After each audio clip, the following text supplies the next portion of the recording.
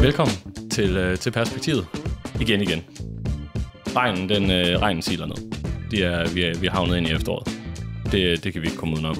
Så er det godt, at vi i stedet kan gemme os indenfor, og Tove, at vi kan tage gæster med. Vi har fået fornemt besøg i dag, ja. Vi har fået fornemt besøg. Det er dejligt.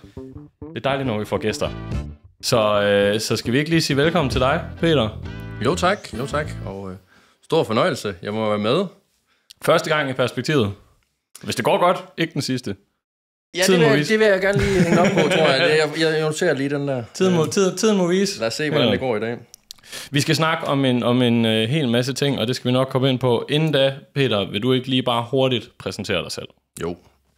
Jeg har arbejdet hos Generation i små, hvad er det?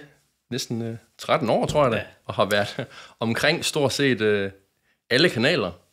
Og nu er vi endt inden for konverteringsoptimering.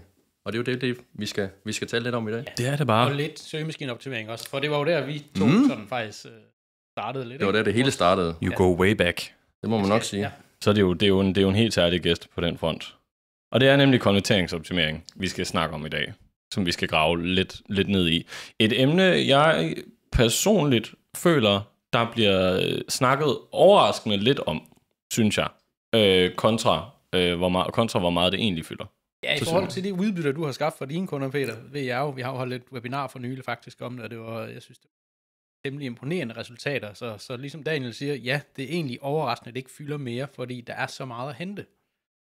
Og overraskende få lægger deres fokus der. Jeg tror også, det er det der med, at i mange år har det jo, og nok på en eller anden måde stadigvæk ligger sådan lidt måske i hver eneste afdeling. At så har man, måske man arbejder lidt med SEO, eller med Google Ads, eller med Meta, og så ligger lidt som måske noget, som en konsulent sidder måske også og rådgiver kunden lidt om, men det her med, som vi har lidt prøvet de sidste par år, at flytte det over i sit eget produkt, fordi der er så meget i det. Og igen, da vi startede Tobias for mange år siden, kan man sige, der var måske ikke, det var ikke alle, der havde nødvendigvis, kan man sige, det var ikke alle, der havde en hjemmeside dengang. Nej, det var så konverteringen kom, det kom nok også nemmere. Men i dag, altså, alle har jo jeg siger ikke, alle har en god hjemmeside, men der er i hvert fald, det er jo et helt andet konkurrence, man er op imod. Ja. Og så tingene skal bare spille, ellers så kan brugerne jo hurtigt finde en konkurrent, hvor der måske ikke lige er noget på hjemmesiden, der irriterer en, og det er jo det måske hele handler om. Altså, man skal jo gerne gøre det så let som muligt at konvertere. Ja, lige præcis. Og jeg tænker, at vi kommer til at gå ned i, vi skal dykke hele vejen ned i det maskineri i dag, tænker jeg, for første gang i Perspektivets historie. Inden vi gør det, vil du hurtigt lige bare sådan udrids, for så alle lige er med ombord, hvad konverteringsoptimering egentlig indebærer? Ja, altså det indebærer jo det her med at få folk, der kommer på en hjemmeside, til at udføre den handling, man gerne vil have dem til. Ja. Om det er en kontaktformular, det kunne også være et køb, det kunne også være en download af et eller andet, eller en tilmelding. Men simpelthen sørge for, at den trafik, man får ind på hjemmesiden, den ender med at konvertere, i stedet for bare at komme på besøg, og så smutte igen. Ja, lige præcis. Og det er sådan alle slags konverteringer, i og for sig vel, alt efter hvad målet er med den pågældende side, man ligger på, alt fra køb, som man måske først tænker, til nyhedsbrevstilmeldinger vel, til jeg vil sige, alt der, hvor at brugeren skal tage en anden beslutning, og skal udføre en handling, der kan man jo, og det ved man jo selv, fra når man selv bruger, kan man sige, surfer rundt og besøger forskellige hjemmesider, og man har et eller andet mål, jamen når der skal tages en beslutning, så er der mange ting, der går ind i den beslutning. Der er mange overvejelser, og det kan vi jo komme ned i dag, men det er jo nogle ting, man kan arbejde med på en hjemmeside, så der er større chance for, at kunderne ender med, og igen, kontaktformular, køb, lead, der er også mange forskellige ting, man kan gå efter. Ja, og det hele kommer så jo så af, at det ikke er en selvfølge længere især, at der faktisk sker en konvertering, også selvom at det var det, der var dit mål med dit website. At det er jo ikke sikkert, det sker. Ingen tvivl om, at jeg tror, at alle mennesker stiller større krav i dag, til hjemmesiden, og den oplevelse, man har, at man gjorde for flere år siden. Og derfor er emnet bare kommet mere i fokus, og er meget relevant, synes jeg. Ja, for det, du kan flytte, det er jo mega meget, faktisk. Altså, nogen siger, jamen, jeg har en konverteringsrate på 2%. Hvis den bare er, men jeg ryger den op på 3%, jamen, så har du faktisk forbedret din ydelse med 50%. Altså, selvom det kun stiger 1% point. Så det er jo sindssygt meget forskel, fordi altså, det er jo virksomhedens omsætning, du lige pludselig booster gevaldigt bare ved at hæve det få procentpoint konverteringsrate. Bestemt. Altså, ja, helt sikkert noget sjov matematik, man lige pludselig kan lave, specielt større webshops, som du selv. Altså, det er jo kæmpe omsætningstal, man kan rykke på, hvis man arbejder med de her ting her. Jeg siger, selvfølgelig går man ikke nødvendigvis bare lige fra 2% til 3%, men det er klart. Og så alligevel, altså hvis nogen virkelig har haft et eller andet rigtig dårlig usability, altså dårlig brugervenlighed på websitet, så er det jo så meget, du uden den store indsats egentlig kan ændre, fordi du bare lige prøver. Du gør det jo vel tit med en split-test, ikke? Altså hvor du laver ny variant, gammel variant, sender samme mængde trafik ind. Hvad var forskellen? Altså er det ikke sådan lidt den slags? Jo, altså det er selvfølgelig hele den split-test-snak, og det er nok måske en episode helt for sig selv. Men der er ingen tvivl om, selvfølgelig kræver det, at det er en meget stor webshop, men det jeg tror, vi skal snakke lidt om i dag, det er også det der med, det er jo ikke kun for de store webshops, fordi en ting er, en større webshop kan tjene omsæt for meget mere værd, men mindre, kan man sige, B2B leads. Altså, der skal ikke skrues så meget op for ens konverteringsrate, før man kan få nogle flere. Altså, få leads kan også få mange penge værd, ikke? Så det er jo det er også det, der lidt, det bliver sjovt i dag at tale. Det er jo relevant for alle. Ja. Alle er jo interesseret i at få flere altså det er jo, der er også virksomheder, det kan være en virksomhed, der laver tagrens. Altså som bare, hvor der er en anmod om tilbud og så videre. Altså det er jo også at hæve konverteringerne der med et par procent. Jamen det gør jo også en enorm forskel på deres omsætning hver måned, hvis du bare ændrer en lille smule.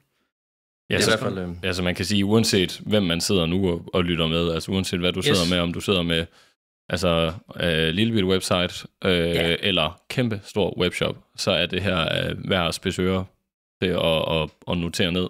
Det er noget, som vi anbefaler alle og ikke kun, have fokus på. Som man ellers måske tror, at det er kun store webshops, der arbejder med det her. Altså det er det måske kun, men det burde det ikke kun være. Nej, god pointe. God pointe. Så det er budskabet, vi går ind i den her samtale med, det er, at alle burde tage og give det her kig, og burde tænke over deres konverteringsoptimering. Og Peter, er det så ikke bare at ændre farven fra orange til grøn på knappen? Er det egentlig ikke bare det, du sidder og laver? Det er jo i hvert fald den, man kan man sige oftest hører, og jeg tror også, den har vi også grinet af et par gange, ikke? Og sådan igen, du ved, en gang, jamen så, det var måske den der konverteringsoptimering, er det ikke bare det der med, at købslammen skal ikke bare være grøn, indtil måske alle havde lavet den grøn, og så måske... Den skal jo faktisk være orange, er det ikke det, der konverterer bedst? Skiller sig ud. Når det kommer til stykket, mener jeg. Jeg tror, at der er lavet rigtig mange gode undersøgelser om det der med, jeg tror ikke rigtig, at der er nogen farve. Nej, det skal jo også passe til virksomheden, CVI og så videre, men jeg tror faktisk orange, selvom det måske ikke er så kønt, så er det faktisk den, der giver rigtig skiller sig måske mest ud fra sådan en normal design-agtig. Ja, det er nok en god pointe. Så det var konklusionen for i dag. Var det det? Skift farven på købsknappen, og så er du der. Så er du i hus. Det er i hvert fald ingen tvivl om, at det er måske det, nogen tænker. Sådan, jamen, det er ikke bare noget. Men der er ingen tvivl om, når vi arbejder med konverteringsoptimering, så er det ikke kun de designmæssige ting. Altså, det er jo også budskaber.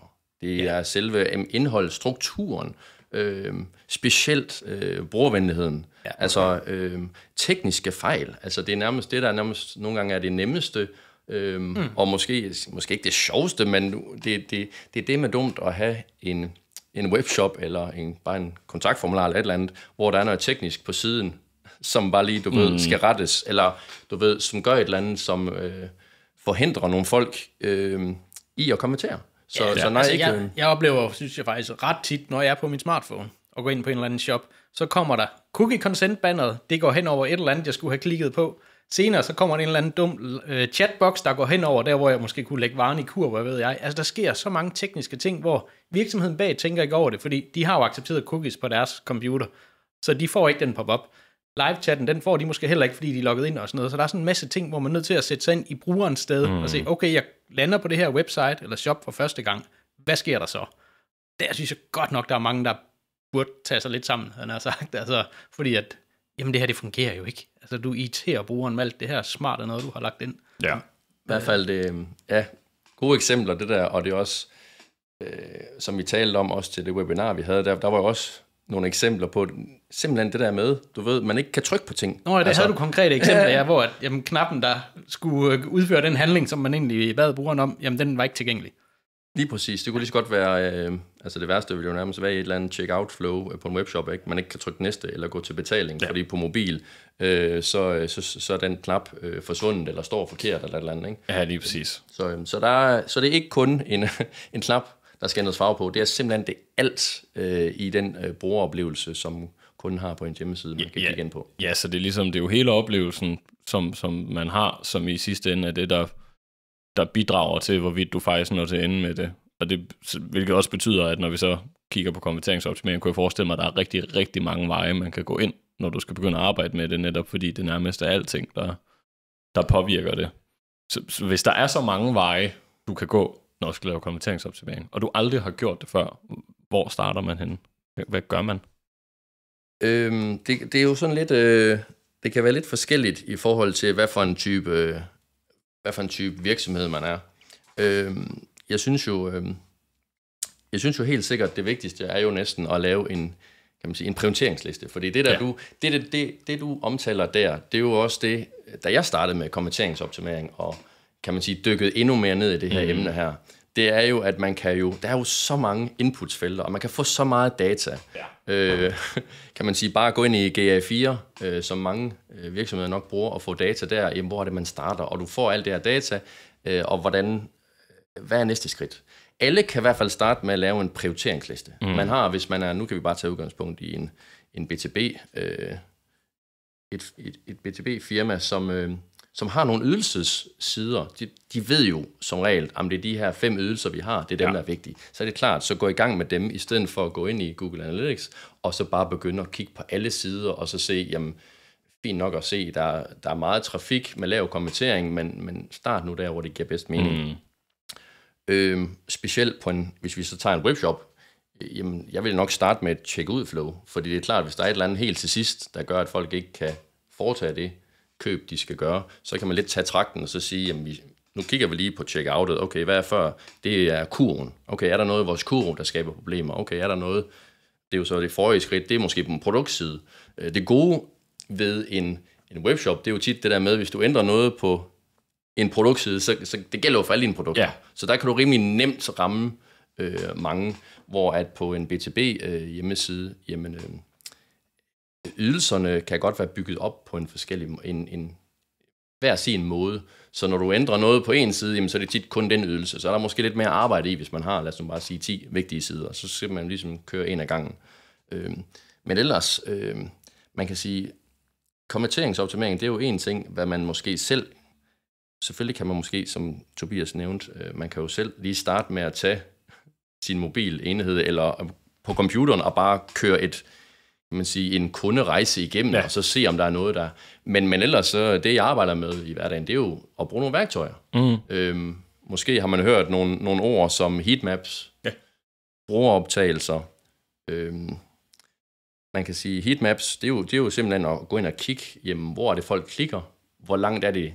Der er også noget, der hedder scroll maps. Hvor langt er det, folk de scroller ned? Og det er klart, hvis man har sin CTA nede et sted, hvor man kan se, jamen her kommer kun 10% af de besøgende, så er det ikke sikkert, at folk de kommer til skal flyttes. Lige præcis. Ja. Så sådan noget, også bare kigge ind på, jamen, hvad klikker de på igen? En ting er, at det ligger for langt nede, men det kan også ligge oppe i toppen, men ligge et forkert sted. Yeah.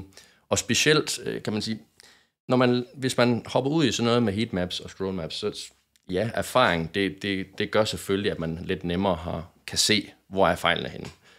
Noget, som alle kan prøve lidt sig frem med, det er sådan skærmoptagelser. Ja. Og nu taler jeg ikke, at man, optager sin bror, igennem webcam. Nu snakker vi om, hvad de laver på ens hjemmeside. Og kan man sige, det er selvfølgelig lidt, det kan godt tage noget tid at kigge nogle optagelser igennem. Ja. Men der er ingen tvivl om, at jeg vil sige, hvis man kaster sig ud i det og ser bare lige få, altså det kan bare være 10 forskellige optagelser af kunder på en hjemmeside. er i hvert fald noget af det, jeg kan huske. Det var virkelig sådan en øjenåbner første gang. Man bliver så overrasket over, hvad brugerne gør. Så det der indlysende, de skal gøre det der. Nå, det var det så ikke. Og det er virkelig den første gang, jeg kan huske, jeg sad bare foran skærmen, og jeg råbte bare, du ved. Ja, kør nu bussen derhen. Ja, kan du ikke se det? Så gør det dog. Altså, det er virkelig... jeg tror også bare, når vi har arbejdet også... Du ved, nu har jeg arbejdet nærmest på alle kanaler, og specielt også meget på SEO, og man sidder og laver en masse indhold, og så kan man så sige, okay, det indhold var det egentlig bare tiltænkt Google. Men man har i hvert fald, når man arbejder med søgemaskineoptimering, så tænker man måske meget om teksterne og content og sådan noget. Og så ser man altså de her skærmoptagelser, og så kan man bare se, hvordan langt de fleste folk, de skimmer jo bare. Altså, de scroller hurtigt, og de klikker nærmest uden at vide, hvad de klikker på, fordi... Du ved, de er travlt. Altså, det er sådan, jeg ved godt, det lyder sådan så moderne at sige, at vi alle sammen er travlt, men det er virkelig det, man sådan... Det er jo rigtigt stadigvæk. Altså. Man kan tit se det på musen, for folk har en tendens til, at de lader mouse-cursoren, den følger der, hvor deres øjne er lige nu, altså med teksten, så man kan se, du læser ikke den her tekst, du skimmer den kun igennem. Det er også fedt. Ja, det er jo i og for sig meget praktisk, at adfærden er på den måde, så har man det afslører rigtig meget. Og systemmæssigt er det ikke, jeg kan huske, det var Hotjar, og nu der vist, hvad der i Microsoft Clarity. Ja, det er gratis at bruge, og de har også skærmoptagelser, så det kan man sagtens kaste ud i, og det kræver ikke den store tekniske baggrund at prøve det af, og igen, det er jo ikke fordi, man skal sidde og kigge flere 100 optagelser igennem, nej. Og det er jo ikke engang fordi, man skal gøre det. Jo, selvfølgelig vil jeg jo altid anbefale, at du ved, konverteringsoptimering, det er noget, man gør løbende, men bare lige sådan, du ved, hvis man ikke har gjort det før og se det, så får man et andet mindset i, hvordan man tænker ens hjemmeside. Så det er i hvert fald en måde, kan man sige, man kan komme i gang. Jeg synes også, jeg vil lige slå et ekstra slag for den der med at, kan man sige, på mobilen og teste. For som du er inde for, og det tror jeg, det er i hvert fald lidt af punkterne, der er vigtige i dag. Tag nu mobilen og kig det igennem. Og kan man sige, en ting er, at man selv gør det, jamen så få lige ens gode kammerat. En, der måske få en, der ikke kender. Man har set sig blind nogle gange på ting, men ingen tvivl om det der for nogle andre venner, familie, hvad det nu er, udføre nogle opgaver på ens hjemmeside. Og lad nu være at hjælpe dem, når du står bagved. Og det er igen, den der første gang jeg gjorde det, så står man nærmest også og har lyst til at råbe, du ved, og man skal tie stille, og man skal... Ja, men man skal jo give dem en opgave. Find en vare, du vil give til en eller anden på den her shop. Altså. Og så se ellers, hvordan de gør. Jamen, kan de finde det i menuen, den produktkategori, som de nu, og så videre.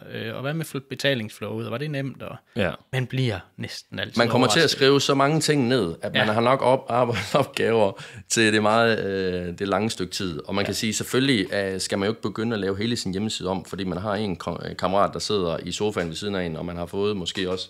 Han sidder og hygger, og han har også fået 3 øl og så videre. Gør det lige et par gange. Altså, men altså, der er rimelig mange gode undersøgelser for, at det her med, jamen, hvis du tester 3 personer, og de alle 3 har den samme fejl, altså det hjælper ikke mere at teste 10 personer mere. Altså, nej, du har fundet den. Det har du, så du kan forholdsvis hurtigt.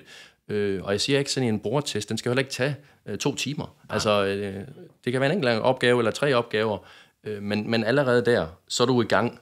Det lyder virkelig meget for mig, som om det også meget af det måske også kommer ned til det der traditionelt svære første skridt i marketing, hvilket altid er at tage et kig på tingene, fordi sandheden kan gøre ondt på alt det, du har arbejdet. Så hvis du har siddet og både lavet et rigtig flot website, du har enten bygget selv, nogle andre har bygget det, eller et eller andet, og du sidder med det, og det står bare skarpt, så kan noget af det, der kan gøre allermest ondt, det er tanken om at gå ind og finde ud af, at det ikke virker. Så nogle gange, så er det virker som om, at det er det der typiske første skridt i rent faktisk at gå ind og tjekke, der nok også er svært. Altså sådan en, find ud af, hvad det er, der faktisk ikke fungerer, og så finde ud af den der købsknap, du ellers synes spillet mega godt, når du kigger ind, virker overhovedet ikke. Ingen klikker på den. Og det er, og det er også derfor, jeg taler lidt om sådan en mindset, for det er et mindset, som alle garanteret også bare virksomhedsejere. Altså det er jo ens virksomhed, det er ens hjemmeside, du ved, man har jo en mening om det, der skal stå, og det, der skal vises. Ja.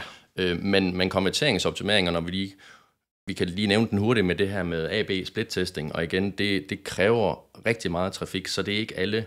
Og det er heller ikke noget, jeg anbefaler som udgangspunkt, for det kan også være en besværlig måde at komme i gang. Altså fordi, som jeg taler det også på den måde, at jeg synes jo bare, at alle skal komme i gang på en eller anden måde og kigge ind på de her ting her. Hvor split-testing, det er bare, det kræver noget andet. Men der er ingen tvivl om, at ens mindset skal laves om fra det der med, at hvis du starter dine sætninger med, jeg synes, den knap er flot. Ja. Altså, det går bare ikke. Det bliver nødt til at være, min bror synes. Og din mening er ikke den samme som de bror. Det kan godt være, den er det, men så skal du have noget videnskabeligt, eller i hvert fald noget feedback på, at, for ellers så bliver... Og sådan er det jo nogle gange, sådan når man arbejder med nogle kunder i starten, så er det sådan lidt, jamen den synes jeg, eller problemet er bare, hvis det er en stor virksomhed, så er der mange, der har meninger. Og det er jo også derfor, at du lige pludselig får en hjemmeside, hvor man siger, hvad laver den der, og den der, jamen det synes, du ved, den tidligere, og det var ham, og så får du. Og det er jo det, der nogle gange er problemet med konverteringsoptimering, det er, at det er faktisk en endnu bedre øvelse, nogle gange at fjerne noget. Ja. Fordi man tror, kunderne kommer ind, og man, du ved, læser det hele, og der er en masse ting, og du skal også lige huske det her. Men det er jo ikke, altså, jo mere simpelt du gør det, altså det er jo bare sådan generelt i livet. Altså, hvis man kommer ind i en forretning, altså hvis der er 10 ting, du kan vælge imellem, i stedet for bare 2, du kan også bare forvirre mennesker. Altså, det er jo sådan, nu taler vi sådan lidt hjernen, ikke? Men have få valgmuligheder. Hvis det primære mål, det er at udfylde den kontaktformular, lad os nu bare sige det, så prøv at guide over mod det, i stedet for alting også ligesom bidrager for det alt muligt andet. Her kan du også få, du ved, vores nyhedsbrev, og her kan vi også lige få en pdf-fil med noget, og så har vi egentlig også et webinar lidt. Altså, det kan blive for meget. Ja, det er også derfor, at altså, virksomheder som Zalando, som er jo en af de, der hvor der bliver handlet allermest her i Danmark, de har jo også, når du går i betalingsflow, så er menuen jo væk. Ja, der er ikke noget med, at du kan kigge dig rundt og se andre varer eller noget som helst. Det eneste, du kan nu, det er at gennemføre den ordre. Ja, lige præcis. Altså, hold fokus. Al friktion væk. De skal bare lægge penge i kassen nu.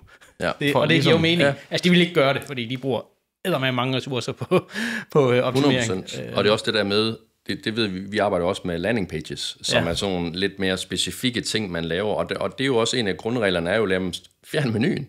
Altså, når du sender nogen ind, specielt, lad os nu bare sige det fra Facebook, og folk sidder kl. 8 om aftenen, og så klikker de send på noget, jamen det er klart, de sidder, deres mindset er et andet sted, så når du sender dem ind til noget, får der en masse menupunkter, og der er 20 forskellige budskaber, så du ved, en bror tænker bare, nu, jeg kan ikke engang huske, hvorfor jeg klikker mig ind på det her. Jeg går tilbage på Facebook og scroller videre. Ikke? Og enten det, eller de er så input over, altså så vælger de jo bare et eller andet, fordi... Ja, og så kommer de den forkerte vej i princippet. Det kan være, at der var et ord, der fanger dem op i menuen, og de er ikke interesseret nok der, hvor de er landet endnu, til de er bange for at forlade den side, de er landet på. Så hvis der er et eller andet op i menuen, hvor de tænker, klik, og de er sådan, så er de jo væk igen.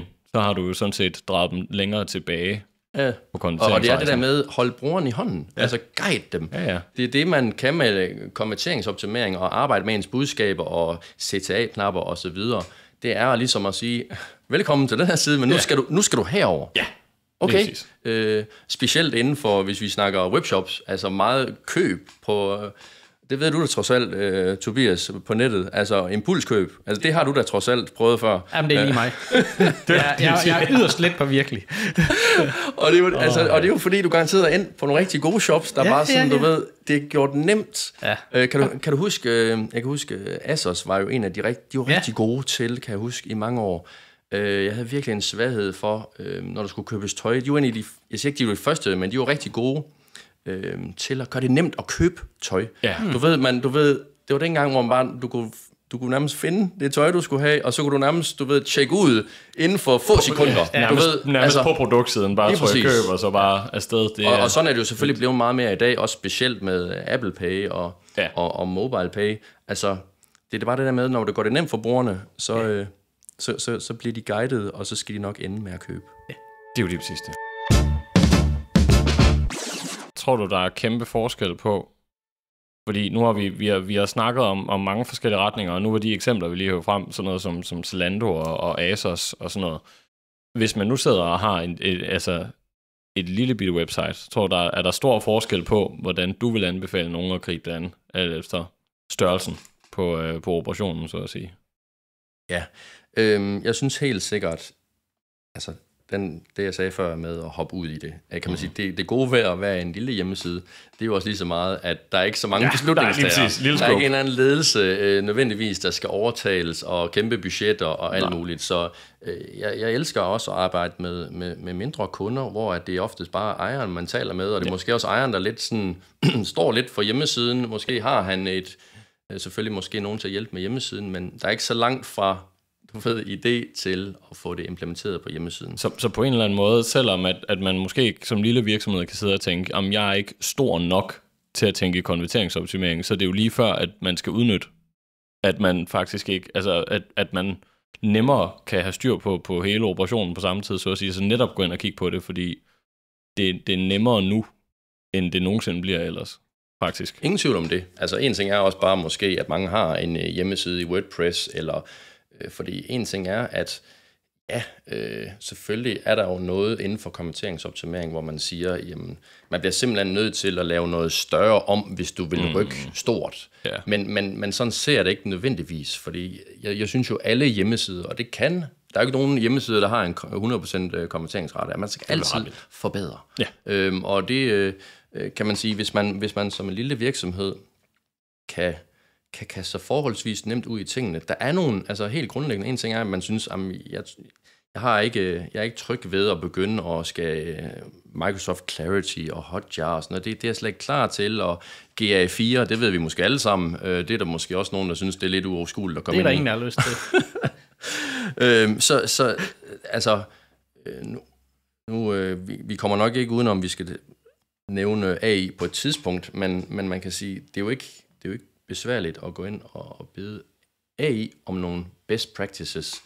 Ellers så findes der, altså så snart man søger på Google inden for best practices. Der er nogle ting, og det er ikke fordi man bare kan sige, og det er jo også det, der er lidt sjovt ved konverteringsoptimering, for hvis det bare var de samme 10 ting, alle kunne gøre, så var det nok ikke så spændende et emne alligevel. Men så man kan ikke bare, men der er jo alligevel nogle ting, hvis vi kigger ind på sådan, altså jeg synes jo bare den der med placering af ens call to action knap.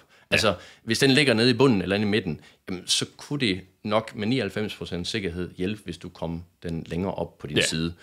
Men også et stort område er jo også det her social proof i at, altså mange er jo måske gode til at vise en Trustpilot-score. Den er måske oppe i toppen, fedt. Men der er ingen tvivl om, at sådan noget som mange virksomheder har, det er, at så viser de måske nogle logoer fra de firmaer, de har hjulpet. Problemet er bare, at det er ikke noget, der trigger folk længere. Det virkede måske for 10 år siden, og så, du ved, så havde man lige sådan 5 logoer af dem, man havde hjulpet. Ja. Altså, det har alle i dag. Ja. Altså, så kunne man måske tænke den omvendt, og så sige, jamen, kan vi lige få et citat med? Og en ting er, at der er også nogen, der har citater med, men jeg synes jo alligevel, så vil jeg så sige, et citat uden et billede, det er måske ikke sådan super troværdigt. Og så er der måske et citat, som du ved, fylder 8 linjer, og det er nærmest en halv historie. Ja. Vi ved, at folk de skimner, så sådan noget med at bare sådan at få lavet, lad os nu lige få lavet nogle citater, de skal ikke være mere end måske 3 linjer, der skal et billede på. Noget i det citat, som var den værdi, som brugeren fik, måske highlightet. Altså, der er jo nogle små ting, du kan gøre. USP'er har vi måske ikke lige talt om, men det er klart, alle virksomheder har jo en unique selling points. Altså få nu dem frem, få dem synlige omkring de her, kan man sige, kontaktformularen eller købsnappen. Social proof og earned media er bare stadig. Det er det. Det spiller bare stadigvæk. Folk de vil se, at man har gjort noget for andre, at man ikke er den eneste, der er kun i den her bæksager. Og så kan man så sige, det gode er jo så at få, altså der er faktisk mange virksomheder, der laver de her kundecases, men får dem nu frem de vigtige steder. Altså det er jo fint. Altså det hjælper jo ikke så meget at have en masse fede kundecases, de ligger gemt væk et eller andet sted. Nej, altså præcis. For pushe en lille mini-udgave af det på en eller anden måde på dine vigtige landing pages. Ja. Så er det fint, der er link ind til den kundecase, og så kan man læse meget mere om det. Ja. Men få nu skubbet de der budskaber ud, fordi som du selv siger, social proof, det er noget, hvor folk de tænker, det kan være det, der ligesom er, kan man sige, skillelinjen mellem at konvertere og ikke. Hvis man fornemmer, at de er nok ikke, det ligner ikke rigtigt, de har nogle andre kunder.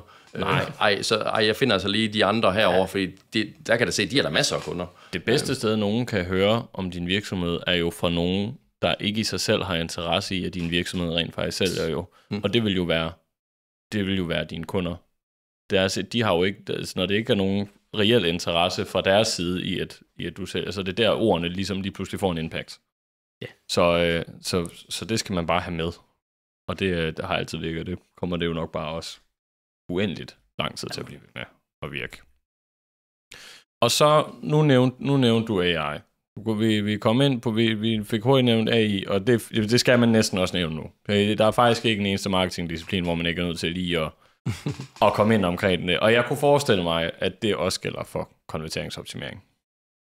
At AI er begyndt at fylde en del.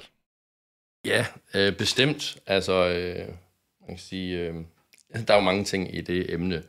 Man kan sige, der er jo hele emnet i, at, og det er måske også der, hvor at konverteringsoptimering det bliver endnu mere vigtigt nu, fordi det er klart, når det er nok ikke kommet bag på nogen i hvert fald, eller alle har nok opdaget, at inde på Google, så nu er der noget, der hedder AI Overviews, og det skubber altså nogle andre resultater længere ned. Ja. Og det er jo klart, det betyder jo, at der er mange virksomheder, der for tiden oplever et fald i deres organiske trafik, garanteret også i deres betalt trafik. Så kan man så snakke lidt om, okay, hvad er det for noget trafik, man mister? Er det måske top funnel, eller hvad er det, man mister? Men alt i alt er jeg ret sikker på, at langt de fleste oplever et fald, og så vil man alt andet lige, måske også lige opleve et fald i konverteringsgraden. Det kan godt være, at man har mistet noget irrelevant trafik, som er top funnel, og måske ikke nødvendigvis stod for ens konverteringer, men jeg er ret sikker på, at mange oplever det for tiden. Og så kan man sige, så har man jo så 2 ting, man lidt kan. Man kan jo enten arbejde med ens konverteringsrate og få den op, så man får noget mere ud af den besøgende. Hvis man ikke gør det, så er der måske den anden, som er lidt træls, det er, at så skal man jo ud og købe måske noget mere trafik. Problemet er bare, hvis alle skal ud og købe noget trafik, fordi så bliver det dyrt, og vi kan da vist, jeg kan da vist roligt sige, at de priser, de er steget hver eneste år, og nu kommer de da kun til at stige endnu mere. Ja, det er så det er da kun derfor, jeg synes, jamen i stedet for at hele tiden gå ud og jage, og det er jo sådan, måske nogle virksomheder tænker, jamen, når vi får 100 besøgende, der konverterer vi 2%, okay, hvordan får vi flere kunder? Jamen, så må vi jo købe noget mere trafik. Ja, så vi får 100.000 besøgende i stedet for. Jamen, og så hvor jeg tænker, jamen, hvad med at tage udgangspunkt i dem, der allerede har købt? Ja. Altså, specielt fordi mange virksomheder har måske en konverteringsrate på 1-2%. Ja, præcis. Og igen, der er forskel på, hvad for en virksomhed det er, men jeg tror ikke nødvendigvis, en butik på Strøget kunne leve med de slags konverteringsrater, vel? Hvis der kommer 100 mennesker ind, og der er en, der køber. Ja, præcis. Altså, og det er også derfor, jeg siger, at alle kan forbedre deres hjemmeside. Alle kan man sige. Jeg siger ikke, man nødvendigvis får en 100% stigning, men man kan arbejde med det løbende. Og når man arbejder med de her ting her, så vil ens konverteringsrate også stige. Også især, når du ligesom nævnte tidligere, at der er nogle værktøjer, der sådan set er gratis at gå i gang med. Både nogle værktøjer, der er gratis, såvel som altså helt lavpraktisk nogle metoder, der er gratis. Tjek på telefonen, få en anden til at gå websitet igennem. Der er allerede nogle veje, du kan gå, hvor det egentlig kun kræver din tid og dine tanker, og ikke penge. Så hvis man alligevel står stramt og skal have tingene til at løbe rundt, hvis man har en lille bitte webshop eller en lille bitte website, så kan det også være en god vej jo så at gå, i stedet for at skulle ind og prøve at finde ud af, hvordan man konkurrerer med alle andre i branchen om at få brugerne ind, fra hvad end det er fra søgeresultaterne, eller om det er fra AI Overview eller ChatGPT, hvor trafikken nogle gange kommer fra. Ja, og kan man sige, det her med, nu sagde jeg det her med AI, og altså, det er jo ikke kun negativt. Altså, det er jo også positivt på den måde, at AI skal jo også bruges til, kan man sige, for det første, som jeg nævnte det tidligere, man kan få input. Ja. Det du kan gøre helt præcist, helt specifikt, det er jo bare, at du kan jo tage et screenshot af din landing page. Så kan du jo bare tilføje den, uploade den til en AI-model, og så spørge om nogle gode råd. Og selvfølgelig skal man ikke blindt bare gå videre, det skal man nok ikke med noget som helst med AI. Men den er faktisk god til at komme med nogle gode råd. Og så, jeg synes jo, en ting er, at man kan få nogle gode råd, men man kan også lave den omvendte, og så sige, her er min landing page, jeg har talt med 2-3 kunder, de nævner, at den her sektion, det var for dem lidt rodet, de synes de ikke fungerede. Ja. Kom med et udkast til, hvordan det ellers kunne se ud, hvor du tager det her i mente. Altså AI lige pludselig er blevet super god til at, og sådan er det måske med alt, også bare, når jeg skal læse op på nye emner og sådan noget, det er nemmere at komme i gang nu. Det er en vild sparringspartner jo. Lige præcis. Research bliver, det er bare meget hurtigere, og det vil det jo også betyde for konverteringsoptimering, at folk de lidt mere kan, i stedet for man skal, selvfølgelig kan man også tage kontakt til sådan en som mig, men man kan da alligevel lige prøve sig lidt frem med nogle ting, så er man der i gang. Jeg vil hellere have, at folk de kommer i gang og får smag for det, og så kan man tage det til næste niveau bagefter. Så AI, selvfølgelig, det synes jeg, der er mega positivt, at man kan bruge det på den måde. Ja, der er mange lag, man ligesom kan dykke ned i sin konverteringsoptimering, så der er et godt sted at starte der også. Så, og det er jo ikke første gang, vi nævner det i perspektivet heller, at AI er vanvittig god sparringspartner, hvis du bruger modeller som for eksempel ChatGPT eller Gemini. God måde at komme i gang med hvad som helst, og det gælder jo så også konverteringsoptimering, kan man sige. Hvad tænker du? Nu er vi lidt kommet ind på det nu med AI. Hvad tror du ellers fremtiden kommer til at byde på konverteringsoptimering? Så meget som der ændrer sig nu også jo hele tiden. Jeg tror helt sikkert det her med, at man vil gå efter en mere personlig oplevelse for brugerne på hjemmesiden. I kender det helt sikkert allerede. E-mail marketing. Jeg tror alle sammen, vi har prøvet at være på en webshop og lægge noget i kurven. Og så en time efter, eller måske 5 minutter efter, så kommer der, du har glemt din vare, og her er varerne. Og det er jo super relevant, fordi så ser man sig selv i det indhold og siger, nå jo, det var da de der 3 det var de ting, jeg faktisk kiggede efter, lige præcis. Så det kommer der kun til at være meget mere af. Det er måske ikke kun i konverteringsoptimering, men helt specifikt i konverteringsoptimering, der bliver det her med, at når en bruger kommer på besøg, så kan det jo være, at første gang I er på besøg, så viser man det hele. Ja. Så det man plejer. Men lad os nu bare sige, at han klikker sig ind på noget med jakker. Jamen så næste gang han kommer på besøg, så er det klart ude på forsiden, så er det jo jakker, der er fokus. Og hvis han så, kan man sige, køber en jakke, så næste gang han kommer på besøg, jamen hvad hører til en jakke? Nu siger jeg så bare en taske, for eksempel. Ikke? Så er det tasker, der bliver vist. Så man ligesom kan se sig selv i de produkter, eller den købshistorik. Ja, også noget med, altså, hvilket prissegment er det, hvilke brands er det, alt sådan noget. Altså både i mailkommunikationen, men også reelt det indhold, man faktisk ser ude på et website-shop, kan jo være tilpasset efter brugeren. Der er jo godt nok en masse privacy, der kan gå ind og spærre for det, men folk ellers accepterer det hele, som jeg vil kraftigt opfordre til, så kan man jo... Ja, og det er også det der med, jamen, og det er jo hele måske snakken om hele det her med retargeting og så videre, men jeg vil da sige, hvis jeg kan gå ind på en webshop, og det er lidt mere, du ved, mine ting, der bliver, altså hvorfor er det ikke i min interesse? Altså, så jeg tror, det bliver ligesom, at vi går lidt væk fra det der med ens for alle. Det ved vi også, det fungerer, altså jo, men hvis man kan føle, og sådan snakker man også meget med AI-modellerne, ikke? Altså, det bliver ens egen lille model. Altså, vi vil gerne have, at de ting, vi har på vores PC, det er ligesom... Det er til os jo. Det til en selv. Så det tror jeg helt sikkert, det vil man opleve rigtig meget. Det er også klart, når det er så oversatureret et marked, hele det digitale marked, altså der er så mange ting, så vil vi jo bare i stigende grad mere og mere have tingene er relevant for os. Ja. Og det gælder jo i alle felter, at altså, du kan blive udsat for så mange ting. Du er ikke åben over for alle input mere. Du er meget mere åben over for inputs, der taler ind i din interesse, fordi de skiller sig lige pludselig markant ud for det hav af andre ting, der ligesom ellers er. Og det kan man så sige det med, altså, prøv at tænke på alt det, der bliver lavet nu med content. Altså, som du selv er inde på, vi bliver eksponeret for så meget, og vi kommer jo kun til at, fordi nu kan, med hele det her af, nu kan alle komme i gang på en væsentlig hurtigere måde, end man kunne engang. Altså nu er der ikke, altså man kan spytte kampagner ud meget hurtigere, og folk, som ikke nødvendigvis har lavet måske kampagner før, de kan lave kampagner nu. Altså AI gør det jo muligt for alle, jeg siger ikke at være ekspert, men det går i hvert fald muligt for, at alle kan komme i gang, og som du selv siger, vi ender i sådan et, du ved, et Facebook-feed, eller i hvert fald noget feed, hvor det er bare sådan, der er bare sådan alt. Det er bare meget. Ja, lige alt. Præcis. Og hvis det ikke er på en eller anden måde tilpasset mine interesser, så dør det jo bare i, kan man sige, i overflod af data og reklamer og kampagner. Og, ja, lige præcis. Jeg ved også, før AI ligesom tog sit store skridt ind i verden, det kan jeg huske, vi snakkede helt meget om omnichannel i stedet for.